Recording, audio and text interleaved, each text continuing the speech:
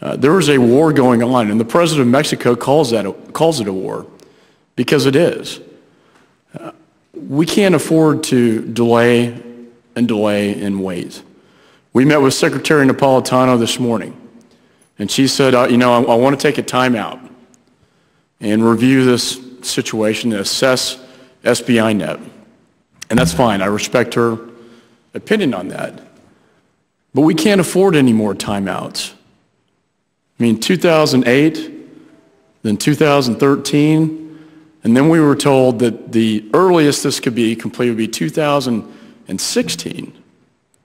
Meanwhile, there's a war going on. There are people being killed, and it's going to spill over into this country. It's a threat, security threat, not only to Mexico, but a national security threat to the United States.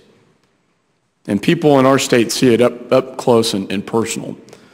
And I have the video clip I want to show. There is an operation going on at SBI Net Block 1 in the Tucson sector that began on February the 6th, where about 4 dozen Border Patrol agents, even though it's being tested, are making it operational, even though it hasn't had final approval. And Chief Fisher, I would like for you to go ahead, if you may, and narrate what we're seeing on this video. Yes, sir, I'd be happy to. This happened last month in the Tucson area of responsibility.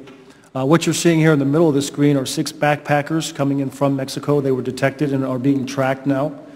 You can see carrying marijuana, what turned out to be almost 200 pounds of marijuana. Now, as the screen switches and you see the white hot, you see in the upper corner, you'll see a Border Patrol agent lying in wait. His partner is up ahead of the group waiting to do the interdiction. What's also happening, as you can see as it pans out, is the Border Patrol agent that's operating the system at the command and control is taking a look at the surrounding area to provide security for those 2 Border Patrol agents who are about to do the interdiction. At the same time, command and control will be calling out to other Border Patrol agents to start moving into the area to provide cover.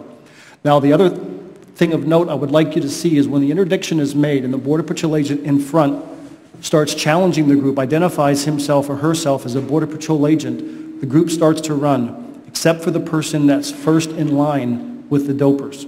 And what happens a lot of times is this person is the guide, person who knows where they're going, and in some cases in this particular area, that person may be armed. And what's happening here is we have a better sense of situational awareness. We have a better sense of identifying the particular threat for that information to be relayed to the Border Patrol agents prior to that interdiction being made. Well, I want to thank CBP for sharing this video with us, with the committee, with myself. I viewed this video a couple of days ago, and it seems to be working pretty effectively.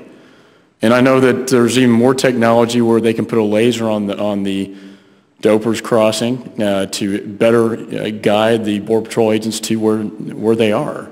Yes, sir. So it works. Mr. Barkowski, why is this going to take so much longer to finally get approved and get ready? Because, our home state of Texas has 0. We have nothing on our border. The Texas-Mexico border has nothing down there, and that's where a lot of the killings are taking place. Yes, it does work, but what you see there is a system which has some patches, and we are finalizing. We want the final version of the software, for example. So you've got beta versions of software, for example. It has to go through something called certification and accreditation. So, for example, on your home computer, occasionally, Windows sends you a note, says there's a security patch you need to download. Because we were working on the software, we didn't download any of those. We've held them all in abeyance. We've got to get those in. That takes some time.